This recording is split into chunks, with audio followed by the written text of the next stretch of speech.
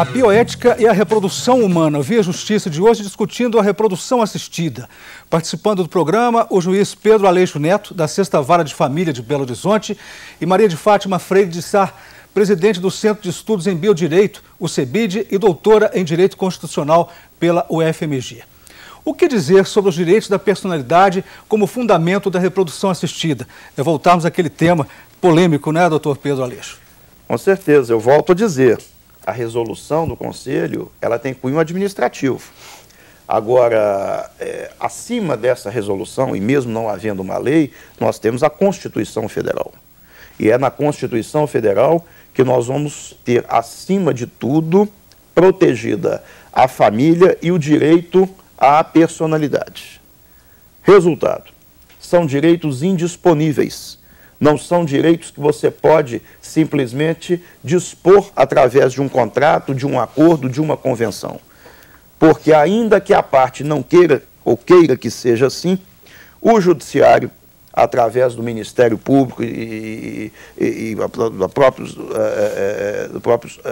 direitos difusos, não é, vão cobrar, não é, a indisponibilidade daquela avença, daquele direito. E na opinião da senhora, sobre o direito de personalidade? Eu acho que um caso, uma situação muito emblemática em relação aos direitos da personalidade e atrelado à reprodução humana assistida é a questão do sigilo. Porque um filho nascido de uma reprodução humana assistida por a doação heteróloga, por reprodução heteróloga, né, que é com o sêmen ou com o óvulo de um terceiro, amanhã ele pode pedir, ele pode querer conhecer a sua ascendência biológica. Então, os direitos da personalidade, nesse aspecto, eles se tornam uma discussão muito grande, porque há aqueles que defendem a possibilidade dessa criança, a partir de uma determinada idade, conhecer a sua ascendência biológica sem gerar um vínculo de paternidade, porque o outro pai socioafetivo garantiu isso, ou se realmente é sigilosa a doação e não se fala nisso. O Judiciário deixaria essa pessoa conhecer a sua ascendência biológica, doutor Pedro? Aí são dois aspectos. Aí veja a importância do anonimato. Não é? Se aquele material genético é anônimo, não tem como você buscar a identidade biológica daquela criança. Mas a partir do momento em que se sabe quem é o doador daquele material genético e a criança, ou o filho, ou gerado por aquele material, vai ao judiciário, não é, buscando uma investigação de paternidade, com certeza lhe será concedido esse direito. Doutora Maria de Fátima, quais são as relações da reprodução assistida com o direito de família? A gente sabe que tem muitas relações, o direito das coisas, o direito das sucessões e o direito das obrigações. Rapidamente, numa síntese.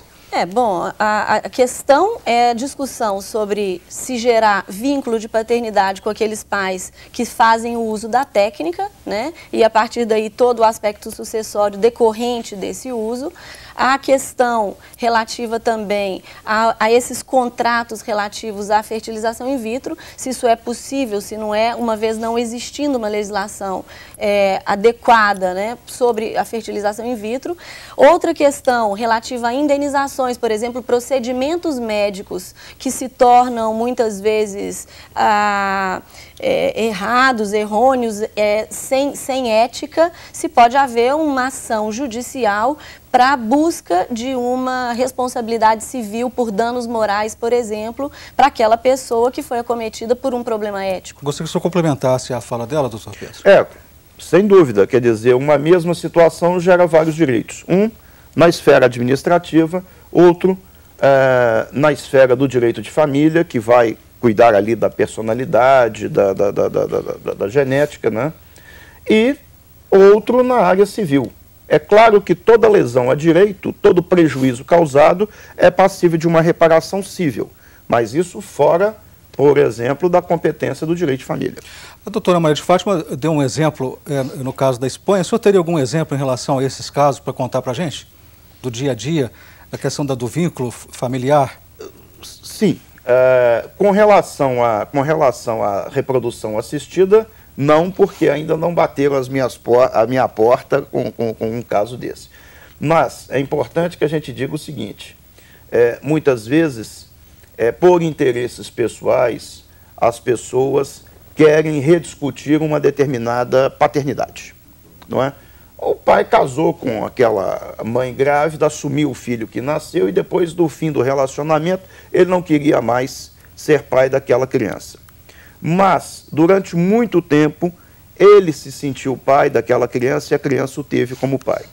Então, embora não seja biologicamente o pai daquela criança, socioafetivamente ele vai ser e a paternidade vai ser mantida, ainda que contra o aspecto biológico. Doutora Maria de Fátima, estamos chegando ao final do programa, eu gostaria das considerações finais da senhora, mas vou colocar uma pergunta. A clonagem é antiética?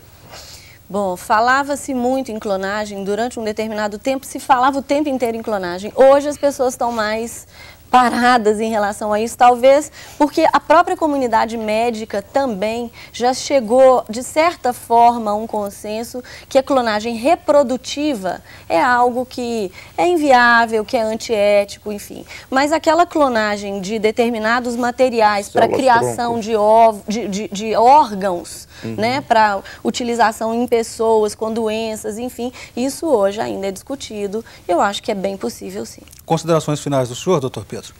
Pegando um gancho aqui com a professora, exatamente, eu acho que a clonagem terapêutica, que seria uma forma de avanço da medicina, não é?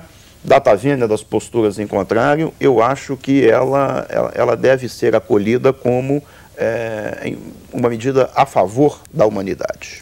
Muito obrigado ao senhor, muito obrigado à senhora pelas participações. O Via Justiça de hoje termina aqui. Este programa é uma parceria da TV Assembleia com a Mages, a Associação dos Magistrados Mineiros. Críticas, perguntas e sugestões, fale com a produção pelo telefone 31 3079 3454 ou pelos endereços eletrônicos tv@almg.gov.br ou viajustiça@mages.com.br. Até o nosso próximo encontro.